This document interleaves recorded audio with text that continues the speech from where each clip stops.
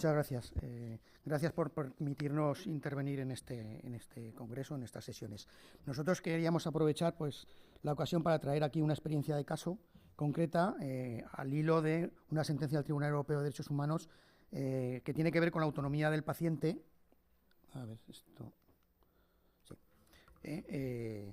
Respecto a las situaciones previas y la toma de decisiones en contextos médicos de emergencia, en concreto el caso Pindo Muya contra España. ¿De qué hablamos? Vamos a hablar de la efectividad del ejercicio del derecho a la autonomía del paciente, también desde el horizonte de sus convicciones religiosas, que tiene como piedra angular la garantía del respeto de las instrucciones previas o voluntades anticipadas en el proceso de toma de decisiones en el ámbito sanitario.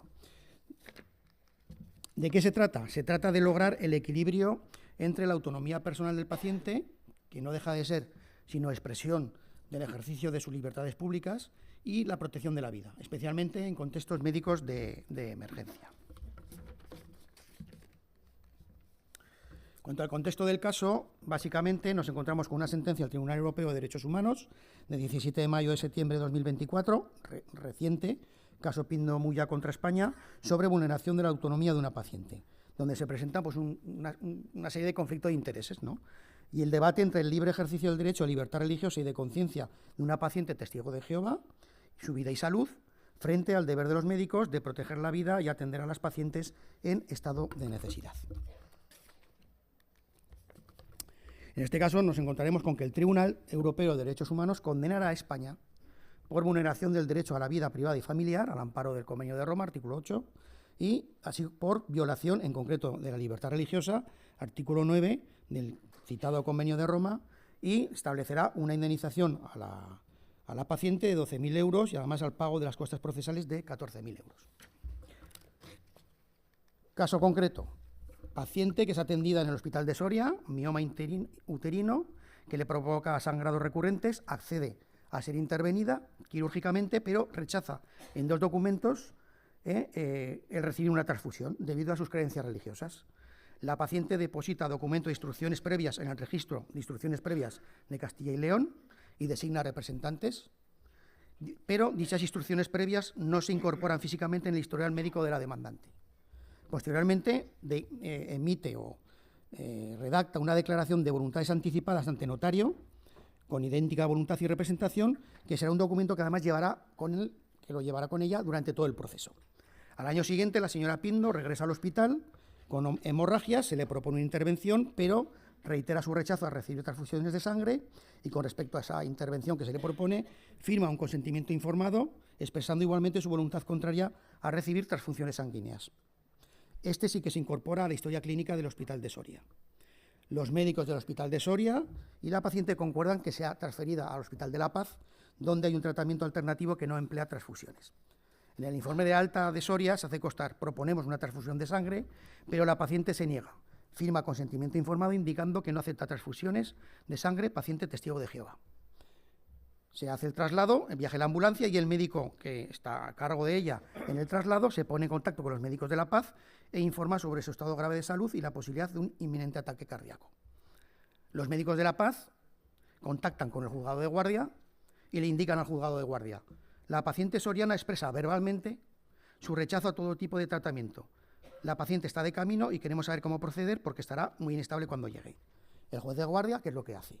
Primero pide informe al médico forense, el médico forense dice que ante la situación, el estado clínico, hay riesgo para su vida, pide informe al Ministerio Fiscal, pero el Ministerio Fiscal manifiesta que no hay prueba fiable de la negativa por parte de la demandante al tratamiento y por lo tanto no se opone al tratamiento. ¿Qué es lo que hace el juez? Pues dicta acto en el que manifiesta que no existe constancia fehaciente de negativa alguna por parte del paciente a recibir tratamiento médico y por lo tanto autoriza la intervención y consecuentemente la transfusión. Es más, en el propio Hospital de La Paz, como se trata de un caso de emergencia médica, el personal del hospital no requiere, pese a que la paciente estaba consciente y lúcida, a través del procedimiento habitual, su consentimiento informado, pero tampoco consultan a sus familiares que estaban con ella. Bien. ¿Cuáles son los errores que hay que aprender de todo este proceso, de esta serie que diría Tim Burton de catastróficas desdichas, ¿no? Es decir, y además a las que se hace referencia el propio Tribunal Europeo de Derechos Humanos, ¿no?, para condenar a España, ¿no? La no incorporación de las instrucciones previas en la historia clínica, el no traslado de la historia clínica entre los hospitales con el consentimiento informado, el caso omiso a las manifestaciones de la paciente durante el traslado y en el ingreso en La Paz, la no consulta, y esto es importante, en el Registro Nacional de Voluntades Anticipadas, porque ¿para qué está?, ni por La Paz, ni siquiera por el juzgado, la inexactitud de la información que desde La Paz se traslada al juzgado de guardia, y esto es importante porque el juzgado de guardia emite un auto prácticamente sin ningún tipo de información, ¿no?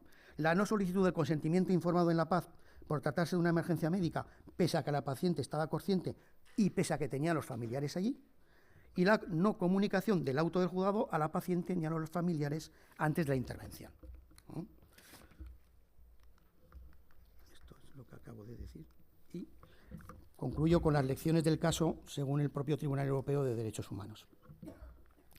La necesidad del respeto a la autonomía individual del paciente, incluso en los contextos médicos de emergencia, que se debe reforzar la necesidad de que los médicos aseguren de que se han explorado todas las alternativas posibles antes de recurrir a tratamientos que contradigan las creencias de un paciente, que la autorización judicial, aquí el tribunal, bueno, es interesante lo que dice, no puede ser vista como un cheque en blanco para ignorar las decisiones autónomas de los pacientes, especialmente cuando éstas han sido documentadas de manera formal, la necesidad de una mejor coordinación entre hospitales, la importancia de incluir en la historia clínica las instrucciones previas o el consentimiento informado, la conveniencia de transportar en el expediente médico o la historia clínica con el paciente cuando hay traslado en ambulancias entre hospitales o entre comunidades autónomas, y la garantía de que todos los hospitales puedan acceder a las voluntades médicas anticipadas a través del Registro Nacional.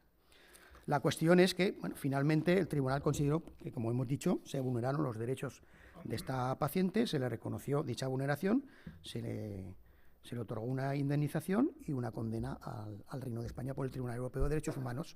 Como vemos a lo largo de todo el proceso de toma de decisiones, no hubo una conexión, no hubo una coordinación entre hospitales y luego no hubo una coordinación entre el Hospital de La Paz y el Juzgado de Guardia, donde la información pues, no fluyó como debía fluir cuando esta paciente había además ejercido su derecho convenientemente, es decir, y lo tenía convenientemente registrado, ¿no?